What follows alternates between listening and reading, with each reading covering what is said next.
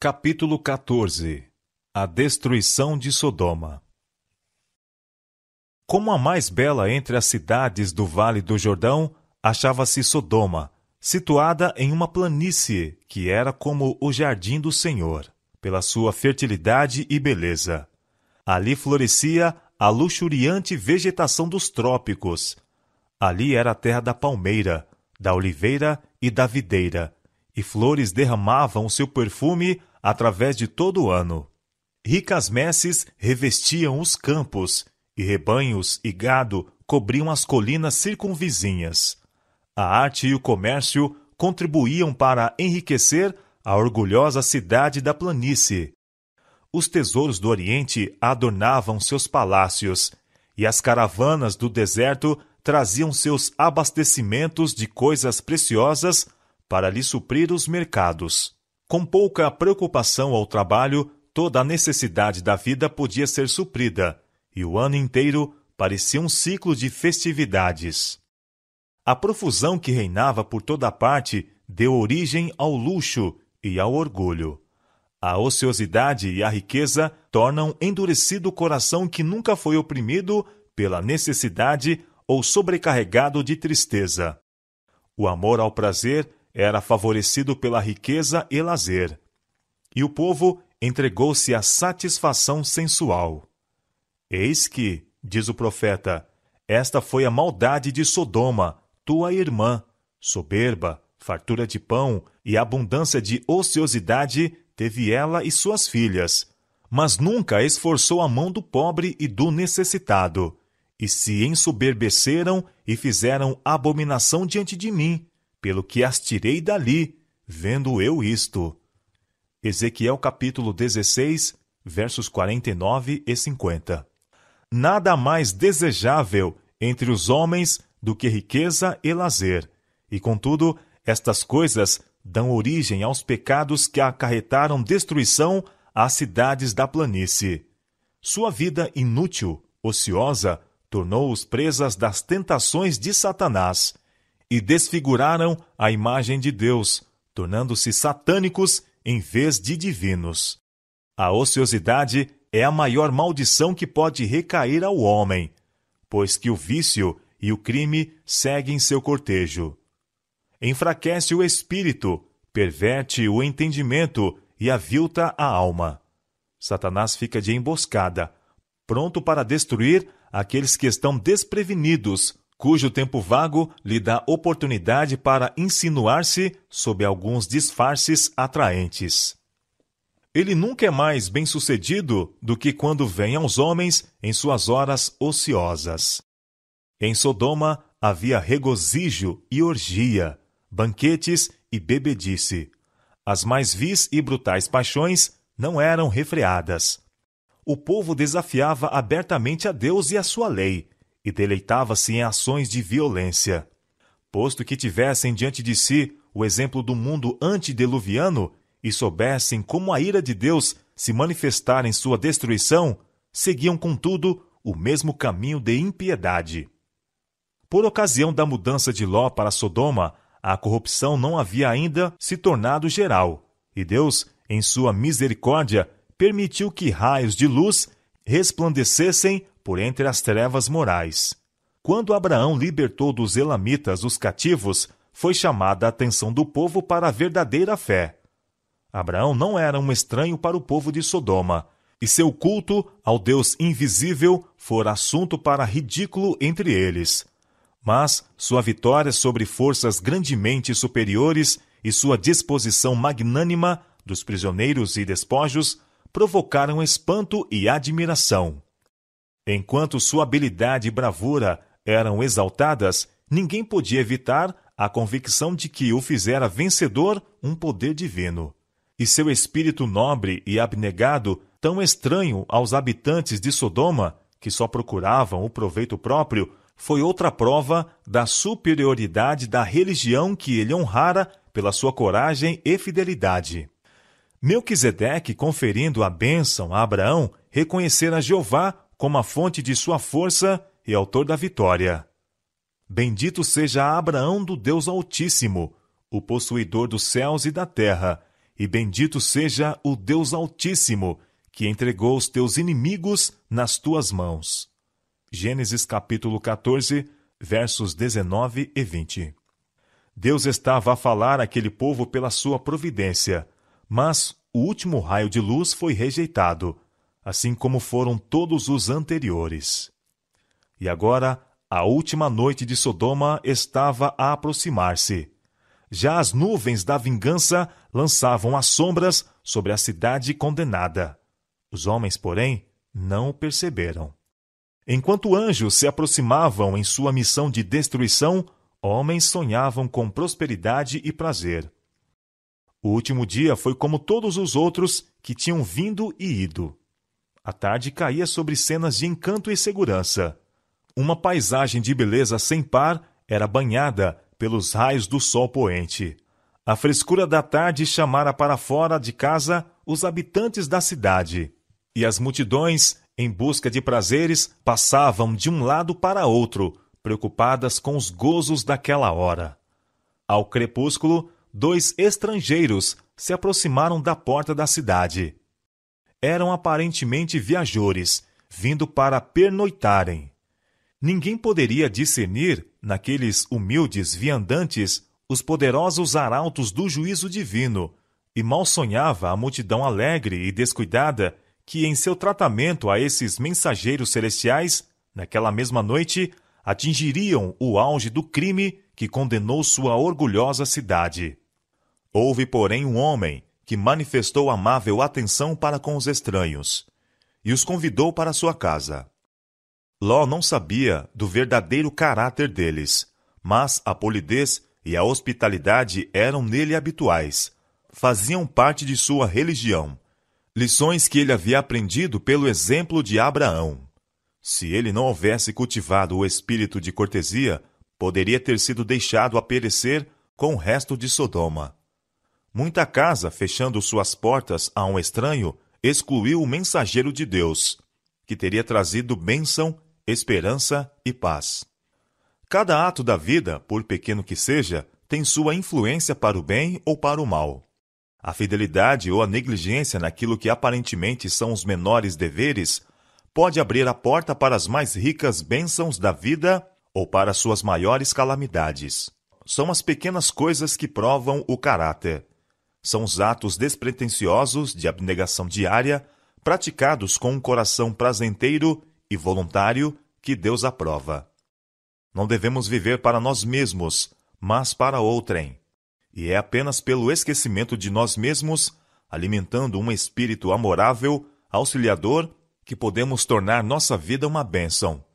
As pequenas atenções, as cortesias pequenas e singelas, muito representam no perfazer o total da felicidade da vida.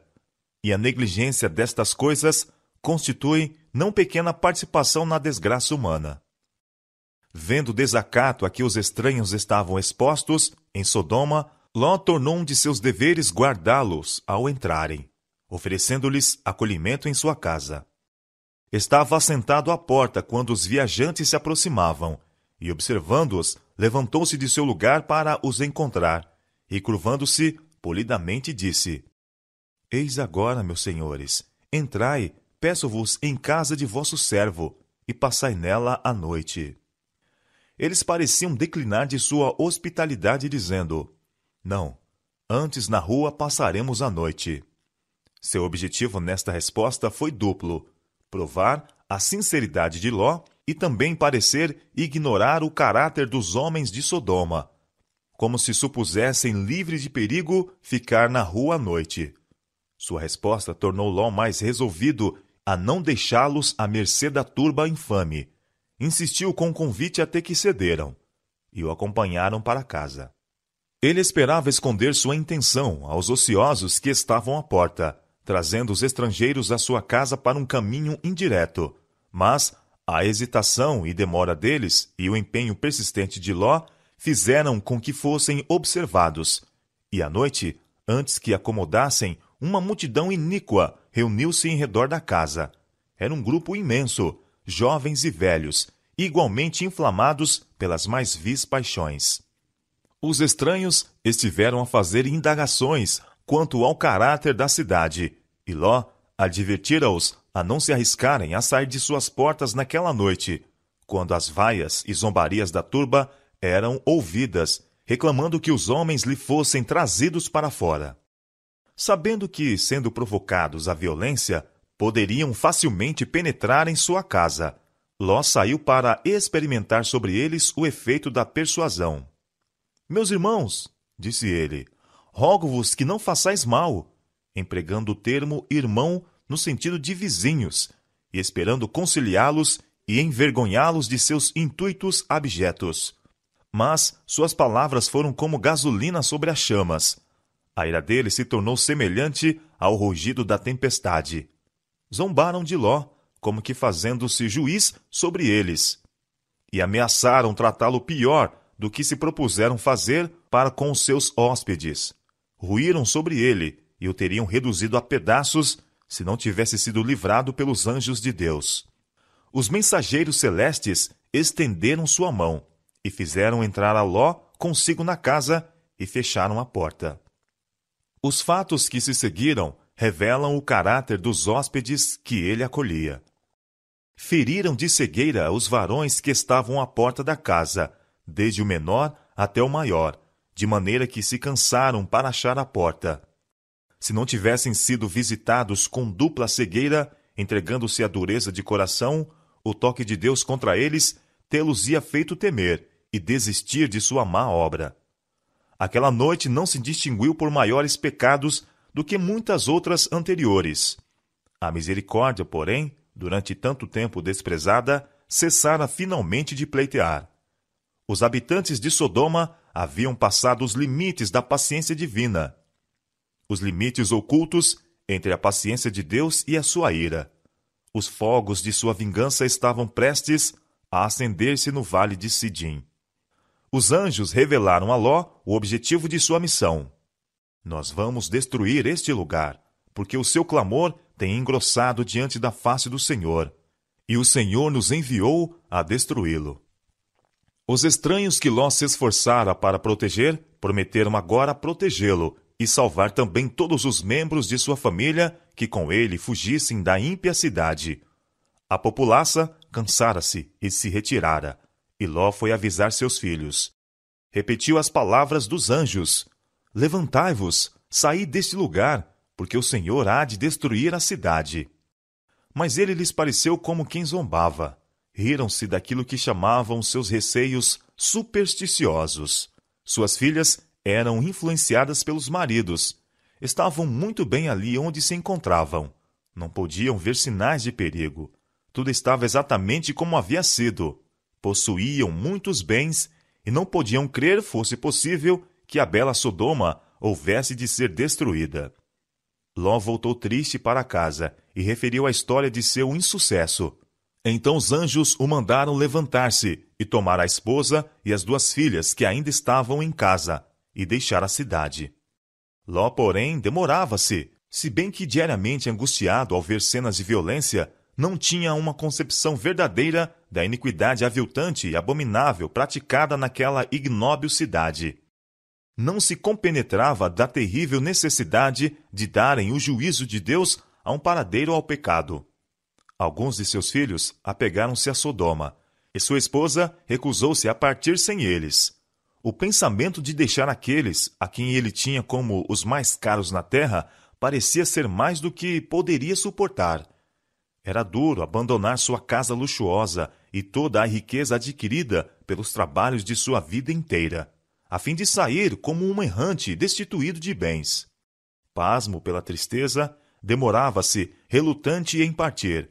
Se não foram os anjos de Deus, todos teriam perecido na ruína de Sodoma. Os mensageiros celestiais tomaram pela mão a ele, sua esposa e filhas, e os levaram fora da cidade. Ali, os anjos os deixaram e voltaram a Sodoma para cumprirem sua obra de destruição. Um outro, aquele com quem Abraão estivera a pleitear, aproximou-se de Ló. Em todas as cidades da planície, não se puderam achar nem mesmo 10 pessoas justas. Mas, em resposta à oração do patriarca, o único homem que temia a Deus foi arrancado à destruição.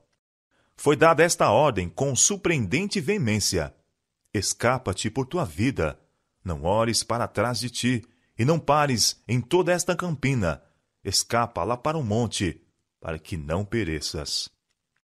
A hesitação e a demora seriam agora fatais. Lançar um olhar demorado à cidade amaldiçoada, deter-se por um instante, pela tristeza de deixar tão belo lar, ter-lhes-ia custado a vida.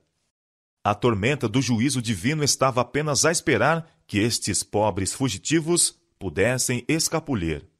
Mas Ló, confuso e aterrorizado, alegava que não podia fazer conforme lhe era exigido, para que não acontecesse surpreendê-lo algum mal e ele morresse. Morando naquela ímpia cidade, em meio de incredulidade, sua fé se enfraquecera. O príncipe do céu estava a seu lado, contudo rogava a ele pela sua vida como se Deus, que manifestara tal cuidado e amor para com ele, não mais o guardasse. Deveria ter-se confiado inteiramente ao mensageiro divino, entregando sua vontade e sua vida nas mãos do Senhor, sem duvidar ou discutir. Mas, semelhante a tantos outros, esforçou-se por fazer planos por si. Eis agora aquela cidade está perto, para fugir para lá, e é pequena. Ora, para ali me escaparei, para que minha alma viva. A cidade aqui mencionada era bela, mais tarde chamada Zoar. Ficava apenas a poucos quilômetros de Sodoma, e como esta era corrupta e estava condenada à destruição. Mas Ló pediu que ela fosse poupada, insistindo que isto não era senão um pequeno pedido, e seu desejo foi atendido. O Senhor assegurou-lhe: tenho-te aceitado também neste negócio, para não derribar esta cidade de que falaste. Oh, quão grande é a misericórdia de Deus para com as suas erradias criaturas! De novo foi dada a ordem solene de apressar-se, pois a terrível tormenta demorar-se-ia apenas um pouco mais. Mas um dos fugitivos aventurou-se a lançar um olhar para trás, para a cidade condenada, e se tornou um monumento do juízo de Deus. Se o próprio Ló não houvesse manifestado hesitação em obedecer à advertência do anjo, antes tivesse ansiosamente fugido para as montanhas, sem uma palavra de insistência ou súplica, sua esposa teria podido também escapar. A influência de seu exemplo tê-la-ia salvo do pecado que selou a sua sorte. Mas a hesitação e a demora dele fizeram com que ela considerasse levianamente a advertência divina. Ao mesmo tempo em que seu corpo estava sobre a planície, o coração apegava-se a Sodoma, e ela pereceu com a mesma. Rebelara-se contra Deus porque seus juízos envolviam na ruína as posses e os filhos. Posto que tão grandemente favorecida, ao ser chamada da ímpia cidade, entendeu que era tratada severamente, porque a riqueza que tinha levado anos para acumular devia ser deixada para a destruição. Em vez de aceitar com gratidão o livramento, presunçosamente olhou para trás, desejando a vida daqueles que haviam rejeitado a advertência divina. Seu pecado mostrou ser ela indigna da vida, por cuja presença tão pouca gratidão sentira. Devemos estar apercebidos contra o tratar levianamente as providências graciosas de Deus para a nossa salvação. Há cristãos que dizem: não me incomodo com salvar-me, a menos que minha esposa e filhos se salvem comigo. Acham que o céu não seria céu para eles sem a presença dos que lhes são tão caros. Mas têm os que alimentam tais sentimentos uma concepção exata de sua relação para com Deus, em vista de sua grande bondade e misericórdia para com eles? Esqueceram-se de que estão ligados pelos mais fortes laços de amor, honra e lealdade ao serviço de seu Criador e Redentor? Os convites de misericórdia são dirigidos a todos. E por que nossos amigos rejeitam o insistente amor do Salvador, desviar-nos-emos também? A redenção da alma é preciosa. Cristo pagou um preço infinito pela nossa salvação, e ninguém que aprecie o valor desse grande sacrifício, ou o preço de uma alma, desprezará a misericórdia de Deus que se lhe oferece, porque outros preferem fazê-lo. O próprio fato de que outros ignoram suas justas reivindicações deve despertar-nos a maior diligência, para que nós mesmos possamos honrar a Deus e levar a todos, a quem podemos influenciar, a aceitar o seu amor. Saía o sol sobre a terra quando Ló entrou em Zoar. Os brilhantes raios da manhã pareciam falar apenas de prosperidade e paz às cidades da planície. Começou a agitação da vida ativa nas ruas. Homens seguiam seus vários caminhos, preocupados com os negócios ou os prazeres do dia. Os genros de Ló estavam divertindo-se à custa dos temores e advertências do velho, já de espírito enfraquecido. Súbita e inesperadamente, como se fora o estrondo de um trovão provindo de um céu sem nuvens, desencadeou a tempestade. O Senhor fez chover do céu enxofre e fogo sobre as cidades e a fértil planície. Seus palácios e templos, custosas habitações, jardins e vinhedos, e as multidões divertidas, a caça de prazeres, as quais ainda na noite anterior insultaram os mensageiros do céu, tudo foi consumido. O fumo da conflagração subia como o fumo de uma grande fornalha, e o belo vale de Sidim tornou-se uma desolação, um lugar que nunca mais seria construído ou habitado. Testemunha a todas as gerações da certeza dos juízos de Deus sobre os transgressores. As chamas que consumiram as cidades da planície derramaram sua luz de advertência até mesmo aos nossos tempos. É-nos ensinada a lição terrível e solene de que, ao mesmo tempo em que a misericórdia de Deus suporta longamente o transgressor, há um limite além do qual os homens não podem ir no pecado. Quando é atingido aquele limite, os oferecimentos de misericórdia são retirados e inicia-se o ministério do juízo. O Redentor do mundo declara que há maiores pecados do que aqueles pelos quais Sodoma e Gomorra foram destruídas. Aqueles que ouvem o convite do Evangelho, chamando os pecadores ao arrependimento e não o atendem, são mais culpados perante Deus do que o foram os moradores do Vale de Sidim. E ainda maior pecado é o daqueles que professam conhecer a Deus e guardar os seus mandamentos, e contudo negam a Cristo em seu caráter e vida diária. À luz da advertência do Salvador, a sorte de Sodoma é um aviso solene, não simplesmente para os que são culpados de pecado declarado, mas a todos que têm em pouca conta a luz e privilégios enviados pelo céu. Disse a testemunha verdadeira à igreja de Éfeso: Tenho, porém, contra ti que deixaste a tua primeira caridade. Lembra-te, pois, de onde caíste, e arrepende-te, e pratica as primeiras obras. Quando não, brevemente a ti virei, e tirarei do seu lugar o teu castiçal, se não te arrependeres. Apocalipse capítulo 2, versos 4 e 5. O Salvador aguarda a resposta a seus oferecimentos de amor e perdão, com uma compaixão mais terna do que aquela que move o coração de um pai terrestre para perdoar um filho transviado e sofredor. Ele clama aos errantes: tornai-vos para mim, e eu tornarei para vós. Malaquias capítulo 3, verso 7. Mas se aquele que vagueia recusa persistentemente atender à voz que o chama com amor compassivo e terno, será finalmente deixado em trevas. O coração que durante muito tempo desdenhou a misericórdia de Deus torna-se endurecido no pecado e não mais é susceptível à influência da graça de Deus. Terrível será a sorte da alma, da qual o Salvador, pleiteando por suas defesas, declarará finalmente: está entregue aos ídolos, deixai-o. Oséias capítulo 4, verso 17. Haverá menos rigor no dia do juízo para as cidades da planície do que para aqueles que conheceram o amor de Cristo e, contudo, se desviaram à escolha dos prazeres de um mundo de pecado. Vós que estáis a desdenhar os oferecimentos da misericórdia, pensai nos inúmeros registros que contra vós se acumulam nos livros do céu. Pois há um relatório feito das impiedades das nações, das famílias, dos indivíduos. Deus pode suportar muito enquanto a conta prossegue, e convites ao arrependimento e oferecimentos de perdão podem ser feitos. Contudo, tempo virá em que a conta se completará, em que se fez a decisão da alma, em que se fixou o destino do homem pela sua própria escolha. Dar-se-á então o sinal para ser executado o juízo.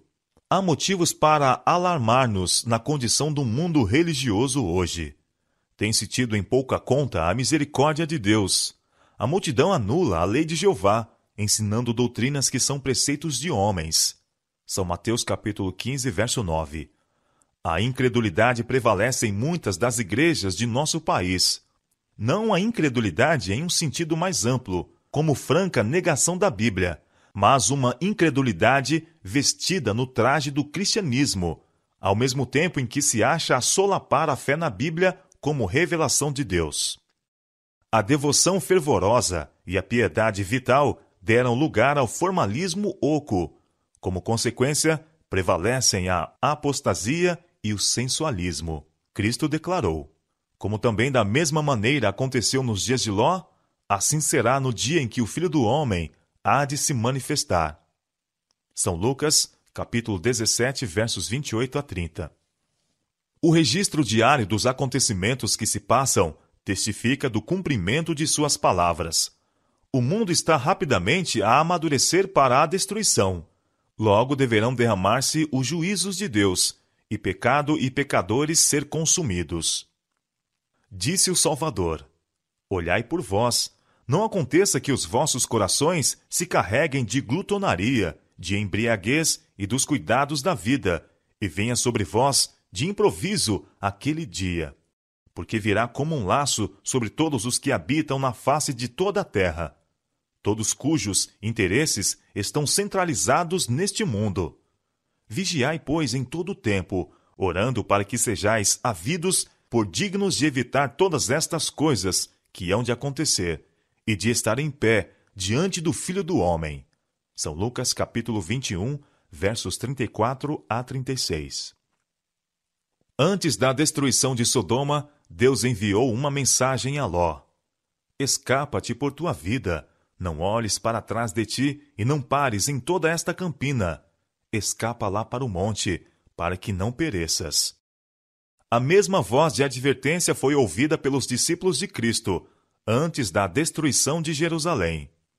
Quando virdes Jerusalém cercada de exércitos, sabei então que é chegada a sua desolação. Então, os que estiverem na Judéia, fujam para os montes. Gênesis capítulo 19, verso 17, e São Lucas capítulo 21, versos 20 e 21. Não deviam demorar-se para conseguir coisa alguma de suas posses, antes, aproveitar-se da oportunidade para fugir. Houve uma saída, uma decidida separação dos ímpios, uma escada para salvar a vida. Assim foi nos dias de Noé, assim nos dias de Ló, assim aconteceu com os discípulos antes da destruição de Jerusalém, e assim será nos últimos dias. De novo, se ouve a voz de Deus em uma mensagem de advertência, mandando seu povo separar-se da iniquidade que prevalece. O estado de corrupção e apostasia que nos últimos dias existiria no mundo religioso foi apresentado ao profeta João na visão de Babilônia, a grande cidade que reina sobre os reis da terra. Apocalipse capítulo 17, verso 18. Antes de sua destruição será feito do céu o convite: sai dela, povo meu, para que não sejas participante dos seus pecados, e para que não incorras nas suas pragas. Apocalipse capítulo 18, verso 4. Como nos dias de Noé e Ló, tem de haver uma separação distinta do pecado e pecadores. Não pode haver transigência entre Deus e o mundo, nem um retrocesso para se conseguirem tesouros terrestres. Não podeis servir a Deus e a Mamon. São Mateus capítulo 6, verso 24. Como os habitantes do vale de Sidim, o povo estava sonhando com prosperidade e paz. Escapa-te por tua vida. É a advertência dos anjos de Deus. Mas outras vozes são ouvidas a dizer: não te deixes excitar, não há motivos para sustos. As multidões clamam: paz e segurança, quando o céu declara que repentina destruição está para sobrevir ao transgressor. Na noite prévia à sua destruição, entregaram-se as cidades da planície aos prazeres turbulentos e caçoaram dos temores e avisos do mensageiro de Deus. Mas esses escarnecedores pereceram nas chamas. Naquela mesma noite, a porta da misericórdia fechou-se para sempre aos ímpios e descuidados habitantes de Sodoma. Deus não será sempre zombado, não será por muito tempo menosprezado. Eis que o dia do Senhor vem, horrendo, com furor e ira, ardente, para pôr a terra em assolação e destruir os pecadores dela. Isaías capítulo 13, verso 9. A maioria no mundo rejeitará a misericórdia de Deus e submergir-se-á na repentina e irreparável ruína. Mas aquele que atender à advertência habitará no esconderijo do Altíssimo, e à sombra do Onipotente descansará. Sua verdade será seu escudo e broquel. Para ele é a promessa. Dar-lhe-ei abundância de dias, e lhe mostrarei a minha salvação. Salmo 91, verso 1 e versos 4 e 16. Apenas pouco tempo habitou Ló em Zoar. A iniquidade prevalecia ali como em Sodoma, e ele temeu ficar, pelo receio de ser destruída a cidade. Não muito tempo depois, Zoar foi consumida, conforme fora o intuito de Deus. Ló encaminhou-se para as montanhas e habitou em uma caverna, despojado de tudo aquilo por cujo amor ousara sujeitar sua família às influências de uma cidade ímpia. Mas a maldição de Sodoma seguiu mesmo ali. A conduta pecaminosa de suas filhas foi o resultado das más associações naquele vil lugar. Se entretecera de tal maneira com o caráter delas que não podiam discernir entre o bem e o mal. A única posteridade de Ló, os moabitas e amonitas, foram tribos vis, idólatras, rebeldes a Deus e inimigos fidagais de seu povo. Em grande contraste com a vida de Abraão estava a de Ló. Já tinham sido companheiros, adorando no mesmo altar, morando ao lado um do outro em suas tendas de peregrinos, mas quão diversamente diferenciados agora. Ló escolhera Sodoma para seu prazer e proveito, deixando o altar de Abraão e seu sacrifício diário ao Deus vivo, permitir a seus filhos misturar-se com um povo corrupto e idólatra. Retivera, contudo, em seu coração o temor de Deus, pois declaram as Escrituras ter sido ele um homem justo. Sua alma justa enfadava-se com a conversação vil que diariamente vinha a seus ouvidos, e ele era impotente para impedir a violência e o crime. Foi finalmente salvo como um tição tirado do fogo, despojado, contudo, de suas posses, privado da esposa e filhos, habitando em cavernas, como os animais selvagens, coberto de infâmia em sua velhice, e deu ao mundo não uma raça de homens justos, mas duas nações idólatras, em inimizade com Deus e a guerrear contra seu povo, até que, enchendo-se sua taça de iniquidade, foram destinadas à destruição. Quão terríveis foram os resultados que se seguiram a um passo desacertado. Diz o sábio: não te canses para enriqueceres. Dá de mão a tua própria sabedoria. O que se dá à cobiça perturba a sua casa, mas o que aborrece as dádivas viverá. E o apóstolo Paulo declara: os que querem ser ricos caem em tentação, e em laço, e em muitas concupiscências loucas e nocivas, que submergem os homens na perdição e ruína. Provérbios capítulo 23, verso 4, capítulo 15, verso 27 e 1 Timóteo, capítulo 6, verso 9. Quando Ló entrou em Sodoma, inteiramente se propunha ele conservar-se livre da iniquidade e ordenar a sua casa depois dele. Mas, de maneira bem patente, fracassou. As influências corruptoras em redor dele tiveram efeito sobre sua fé, e a relação de seus filhos para com os habitantes de Sodoma ligaram até certo ponto seus interesses com os deles. O resultado está diante de nós. Muitos ainda estão cometendo o erro semelhante. Escolhendo um lar, olham mais para as vantagens temporais que podem adquirir do que para as influências morais e sociais que cercarão a eles e suas famílias. Escolhem um território belo e fértil, ou muda-se para alguma cidade florescente na esperança de conseguir maior prosperidade.